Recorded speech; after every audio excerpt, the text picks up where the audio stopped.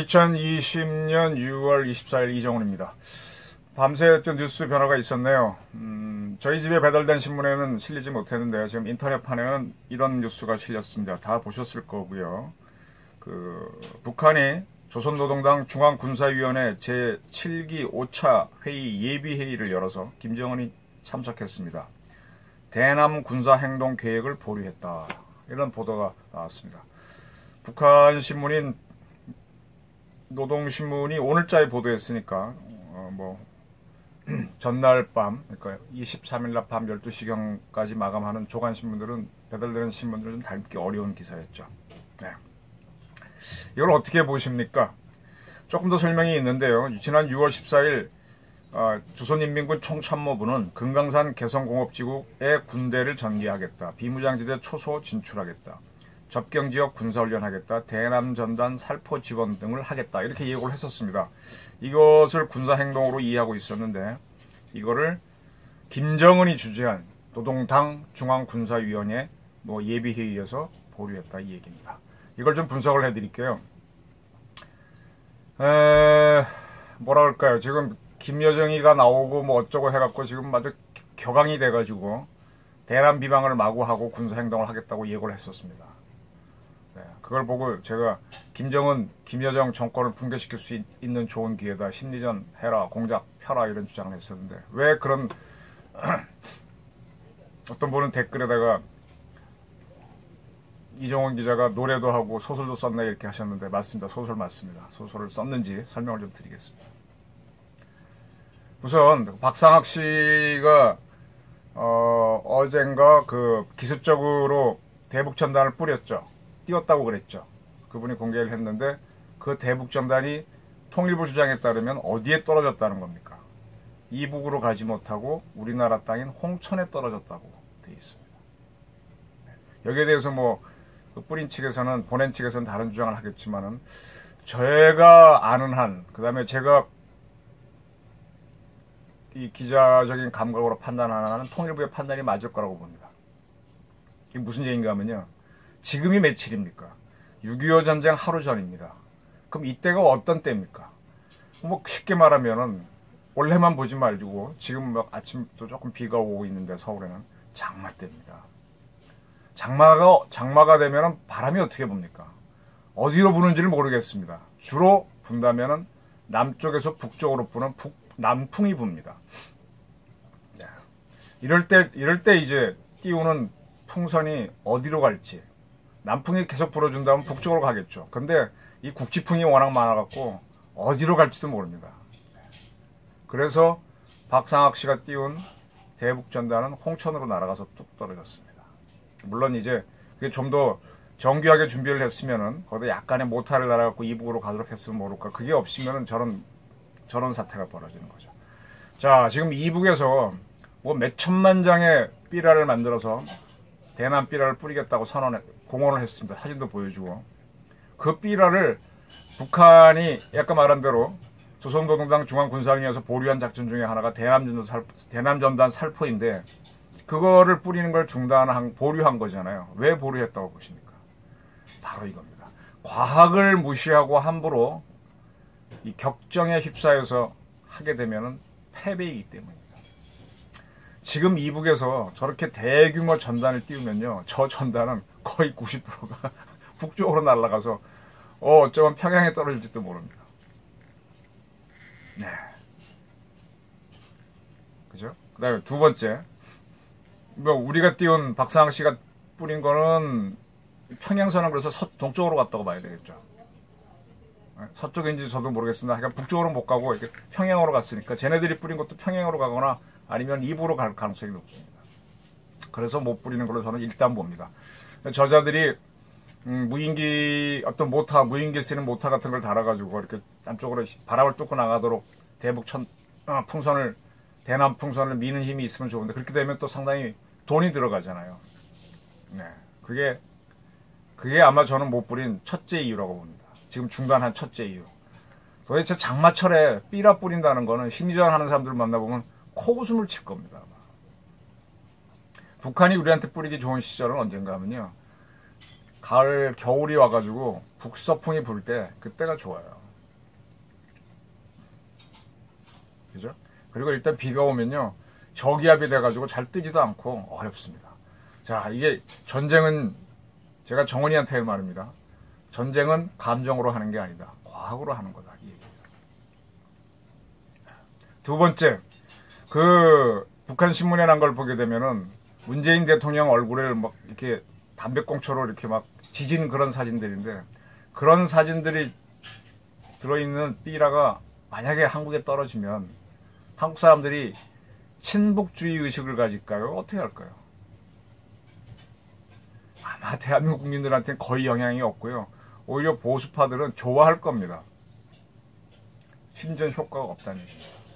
반대로 우리가 딱 준비해서 뿌리는 대북 전단들은 달러도 있고 뭐 USB도 있고 뭐도 있고 해서 생필품이 있기 때문에 저들의 마음을 잡습니다. 즉 북한이 지금 몇 천만 장이라고 준비했다는 저 격정적인 문재인 대통령 조롱 전단은 비효과적입니다. 오히려 해봤자 손해입니다. 돈 들여서 제작했죠. 돈 들여서 띄웠는데 남쪽으로 오지도 못하죠. 남쪽에 그나마 조금 떨어졌는데 전혀 반응이 없거나 한참 보수파들이 문 대통령 좋아하지 않는 보수파들도 그래 잘했어 하면서도 거꾸로 북한은 더 불쌍한 놈이야 이렇게 되면 더 욕하고 가죠. 네, 그런 겁니다. 그래서 지금 그 다음에 제가 또 하나 이제 이 과학을 좀 말씀드릴게요. 지금 문재인 정부가 출범하고 나서 9.19 군사조치를 취하면서 남북이 시범적으로 GP 몇 개를 파괴했지 않습니까? 그때 이제 서로 상호 확증하기 위해서 파기한 그 GP를 상호 방문해서 보기로 했었는데 북한이 굉장히 그걸 안 보여주려고 반대를 했었어요. 우리는 우리 거 보여줬었죠. 그러니까 걔네도 결국은 보여줬는데 북한이 뭐 이래서 안 보여줬다는 해명을 한 적이 없는데 우리 측 판단은 뭔가 하면요. 너무 초라했답니다. 대한민국 육군이 운영하는 그리고 해병대가 운영하는 해병대는 뭐 GP는 아닙니다. 김포에 있는 1사단은 전형적인 그 GP는 아니지만은 우리나라 GP는 초롱성입니다.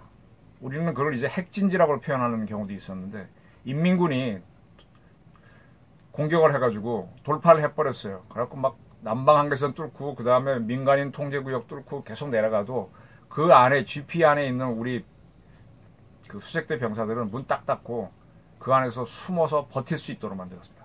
어떠한 폭격, 어떠한 공격에도 무너지지 않도록 초롱성으로 굉장히 두껍게 시멘트를 부어서 만들었고요. 식량도 집어넣고 있고 무기도 갖고 있고 물도 갖고 있습니다. 뭐 독가스를 어떻게 숨을 쉬어야 되니까 공기통으로 집어넣지 않은 이상은 버틸 수 있도록 만들어놨습니다. 그건 이제 우리 작전 계획이 그래서 그런 건데 이북의 GP를 가서 보니까 이게 허접 쓰레기였습니다. 이번에 그 인민군이 우리 3사단 GP를 향해서 고사총을 쐈는데 그 GP 역시 마찬가지일 겁니다. 그래서 북한군은요 우리가 만든 GP보다도 3배 많은 GP를 갖고 있는데 그만큼 쉽게 팠고 허술하게 운영해서 가서 보는 순간 우리는 이 정도였어? 이거는 뭐 제대로 폭탄 맞으면 한 방에 날아가네. 네. 자, 이거는요. 과거에 이제 대북 침투를 했던 HID 요원들이라든지 이런 사람들이 우리 측을 출발해서 우리 측 GP를 우리 정확하게 말하면 이제 남방 한계선 통문을 열고 들어가서 GP에 출발하지는 않죠. 통문을 열고 들어가서 잠복해 있다가 밤이 어두워지면은 군사 분계선을 넘어갔고 이북으로 들어가는데 이북 쪽에서는 철책, 북방 한계선도 없고 그렇기 때문에 일단 우리 측 지리지대만 통과하면은 그때부터 룰루랄라 좀 과장된 표현입니다. 인민군 병사복 입고 쭉 들어가도 뭐 쉽다 그랬습니다.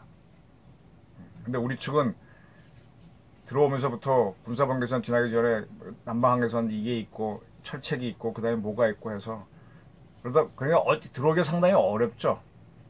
그러다 어쩌다 뭐 노크 기순 뭐 어쩌다 매복하는 분들이 있긴 하지만 우리가 훨씬 쉬웠죠. 이북 침투하는 게. 북한은 방어에 대한 준비가 안 돼 있다. 자, 이게 GP가 엉망이라는 거는요. 북한이 이제 군사 도발을 만약 했다. 이번에 뭐 몇 가지 아까 얘기한 대로 개성하고 금강산 지구에 그거는 뭐 지들이 하는 거니까 할 수 있는 거고. 근데 대남 어떤 군사 행동을 한다. 군사 작전을 한다 그랬으니까 그걸 했을 경우에 우리가 대응을 만약 해서 서로 간에 포격전이 벌어진다면 심대한 타격은 이북이 입는다는 얘기죠. 그리고 더 중요한 거 하나. 군사작전은 예고하고 하는 게 아닙니다. 이번에 북한이 그 뭐 담화를 발표해서 김여정이도 나와가지고 총참모부에 뭘 위임한다 그랬지 않습니까? 총참모부가 4가지를 뭐 등등 거론했는데 결론적으로 보류한다 나왔습니다. 그러니까 진짜 우리를 깜짝 놀라게 하면 예고 없이 기습적인 타격, 즉 천안함은 같이 해야 됩니다. 연평도만 해도 굉장히 경고를 하고 했던 것이죠. 그건 그럴 이유가 있어서 했던 건데 이번에는 그걸 그렇게 경고를 해놓고 나서도 스톱했습니다. 이거는 무슨 얘기인가 하면요. 결국은 김정은의 지시에 따라서 조선인민군 총참모부가 움직이고 거기에 따라서 4.2.5.1로 된 전방의 4개 전현군단이 작전을 하게 되죠. 그 밑에 이제 각각의 사단들이 있는데 그 사단이 작전을 할 경우에 거기에 대응해서 우리도 수도군단부터 1군단, 뭐 5군단, 6군단 이렇게 쭉 그다음에 2군단, 3군단, 8군단이 대응을 할 텐데 그 우선 대화력전을 서로 하겠죠. 공중전보다가는. 그렇게 되면 누가 더 타격을 입느냐를 고민을 할 겁니다. 지휘관들은. 인민군 지휘부는 그게 자신이 없었던 겁니다. 만약에 최전방에서 기동작전을 들어갈 경우에 여기서도 대응 기동을 들어갈 경우 그럴 경우 금방 양측이 뭐라 그럴까 장거리 달리기를 할 때처럼 능력이 비교가 됩니다. 결국은 이렇게 많은 기동을 하려면은 병사들이 먹는 문제, 기름 문제가 보급돼야 되는데 그게 안 되면 못하는 겁니다. 지금 북한이 뭐 중국에서부터 식량을 좀 받기로 했다고 돼 있고 그다음에 약간의 비행기들이 뜨는 걸로 봐서는 기름을 중국으로부터 받는 걸로 보이는데 그거 가지고는 작전하기 어렵습니다. 지금 대한민국 상공에는 하루 평균 70회 이상의 전투기들이 떠서 한미 공군들이 비행을 하고 있습니다.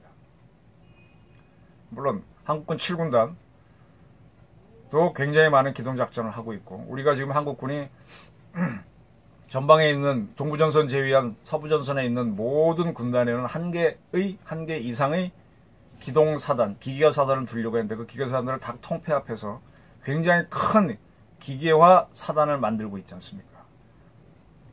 그 기계화 사단을 해체하긴 했지만 그 밑에 있던 여단들을 다시 통합해갖고 더 큰 기계화 사단을 만들고 그 중에 일부는 보병사단에 보내서 보병사단의 기계화 전력을 강화했기 때문에 기계화 전력을 준 게 아닙니다. 이러한 부대들과 이북군이 서로 휴전선을 사이에 두고 어떤 기동훈련 들어가게 되면 너무 노골적으로 차이가 납니다. 그런 경우에 북한이 스스로 힘이 딸려서 식량이 없거나 기름이 없어서 중단하게 되면 그들은 오히려 판정패가 되는 거죠. 그런 것들을 조선인민군 총참모부는 고려했을 겁니다. 그 다음 또 하나 결정적인 것. 그 한반도의 전쟁을 쭉 이렇게 분석을 해보면요. 대부분이 겨울 전쟁입니다. 그 이유는 뭔가 하면은 전쟁은 날씨가 결정짓는다는 것을 이해하시면 됩니다. 자, 6.25 전쟁은 벌어지는 날 그날 비가 왔던 걸로 제가 기억합니다. 제가 기억하는 게 아니라 제가 책을 읽고 쓸 때 6.25 전사를 조금 신동하게 연재한 적이 있는데 그렇게 기억하고 있습니다. 썼을 때. 비가 오는 때 전쟁을 했기 때문에 이 전쟁을 하려면요. 적과 싸우는 것도 중요하지만은 이 자연 조건하고 싸우는 게 더 중요할 수 있습니다. 특히 해군과 공군은요. 적기하나 적함과 싸우기 전에 바다가 주는 그 뭡니까 이 막 황천 간다는 그런 황천 말로 거친 바다를 헤칠 수 있는 배가 있느냐. 그 다음에 날씨가 매우 나쁠 때 날아갈 수 있는 전투기가 있느냐. 이게 더 중요하거든요. 그게 있으면 적게는 뜨지도 못하고 적하면 나오지도 못하니까 가서 그냥 때릴 수가 있습니다. 일단 자연 조건은 극복해야 되고 육군 또한 마찬가지입니다. 길이 비가 와서 진창이 됐을 때 돌파할 수 있는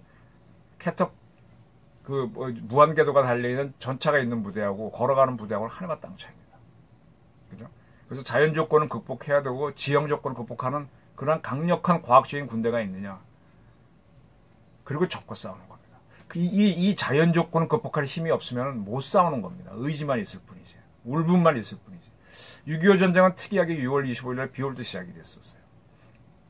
근데 그걸 제외하면 대부분은 땅이 마른 다음에야만 기동이 쉬워지니까 그렇게 되는 겁니다. 그래서 이제 북한 인민군 총참모부도 과학적인 판단을 하기에는 기동훈련을 하는 것도 그렇고 뭐도 그렇고 여름철은 적기가 아닙니다. 그리고 너무 덥습니다. 그러면 인민군들 움직이다가 뭐 탈진하고 하는 거 노출되는 거 그럴 필요가 없는 거죠. 못하는 겁니다. 저는 이렇게 봅니다. 그래서 바로 이것이 조선인민군의 약점을 드러난 게 이번 사건입니다. 그렇다면 한국군이 공세적으로 가야죠. 이러할 때 우리 한국군에 유능한 심리전 참모들이 많았습니다. 그걸 다 쫓아낸 사람들이 있지요. 정권이 있죠. 근데 그분들이 지금 제야에서 앙앙불락하고 있습니다. 이 적긴데 좋은 찬스인데 그분들을 불러 모으시면 돼요. 네, 뭐 계약직 군무원으로 써도 되고 아이디어는 많잖아요. 돈은 있으니까 장비는 갖고 오면 되고. 네, 북한군이 이번에 뭐 다시 이제 마이크 세우고 했는데 우리는 뭐 옛날 거 꺼내도 되고 파기했으면 새로 사와도 되고 심리전 여러 가지로 하게 되면요 약 올리는 겁니다. 야, 너희 이렇게 수렁이 되고 비가 오기 시작하는데 작전할 수 있어? 수렁에 빠져서 찡긋 맬래? 그때 박근혜 정부 때 포격전 했을 때도 인민군 애들 대응한다고 하다가 막 수렁에 빠지고 그거 병사들이 막 수십 명이 달라붙어서 견이포 끌어내고 막 그런 것들을 우리가 알았었거든요. 우리는 그거 만약 빠졌다 그러면 트럭에 가서 딱 걸고 땡기면 그만입니다. 인민군에 이런 한계가 있습니다. 따라서 김정은도 어쩔 수 없이 보리를 승인할 수밖에 없는 겁니다. 총참모에서 계획을 짜서 올리면은 그걸 당에서 승인을 최종적으로 하잖아요. 그때는 당 중앙위원회가 아닌 당 중앙군사위원회가 열리는데 이번에 예비회의라고 그랬습니다. 예비회의는 계속 계획된 회의가 아니란 뜻이겠죠. 거기에서 결론적으로 못하겠다 이거 아닙니까? 네. 우리 충성스러운 조선인민군 총사령관인 김정은 대장인가요? 동지의 명령을 어겼습니다. 이게 좋은 게입니다. 이러할 때 대북심전을 하십시오. 대북심전을 할 때 가장 중요한 인물은 누구냐? 저는 문재인 대통령이라고 생각합니다. 그 하노이 노딜이 있을 때 이번에 볼턴의 회고록이 나오면서 많이 드러났는데 그 미어쉐이머 고소도 그런 얘기 했지만은 이 국제 정치에서는 거짓말이 별로 없어요. 국가의 의지가 그대로 노출됩니다. 그래서 국내 정치 보다가 훨씬 이해가 쉽습니다. 거기 보게 되면은 한일 관계에 대해서 뭐 일본 자위대가 한국에 와서 작전하는 것에 대해서 어떻게 생각하느냐고 막 트럼프가 캐묻고 거기서 문 대통령이 대한민국 영토에만 들어오지 않으면 오케이다 뭐 이런 얘기. 저런 얘기까지 하나? 할 정도로. 그 다음에 뭐 하노이 노딜 있기 전에 볼턴이 레이샤 비크 회담을 참고해서 거론아웃까지 고려해라 하고 트럼프한테 권유하고 막 이런 것들이 쭉 나오잖아요. 그 다음에 뭐 폼페이오도 트럼프가 뭐 어쩌고 하니까 쉿 똥이네 이렇게 했다는 막 이게 뭔가 하면 막 속내를 다 터놓고 마구 토론하는 겁니다. 그러면 이북도 이제 그런 토론이 있었을 거고 우리도 그런 토론을 해야 된다는 얘기입니다. 지금 문재인 대통령께서는요. 지금 북한이 저러고 나올 때 제가 꼭 드리고 싶은 권유사항이 하나 있는데 내일이 6.25 70주년입니다. 앞으로 10년이 지나는 80주년이 되게 되면은 저는 6.25 참전 용사는 대한민국에 없을 것이라고 봅니다. 문재인 대통령이 속해 있는 여당의 국회의원 참 어떤 몇 국회의원들이 그것도 전쟁 군대도 안 가는 한 여성 의원이 백선엽 장군이 돌아가시면 현충원에 못 갈 수도 있다 뭐 이런 주장을 했어요. 참 물에 빠진 사람 살려줬더니 다른 흠을 잡아가지고 돈 내놓으라고 하는 격이죠. 살려줬더니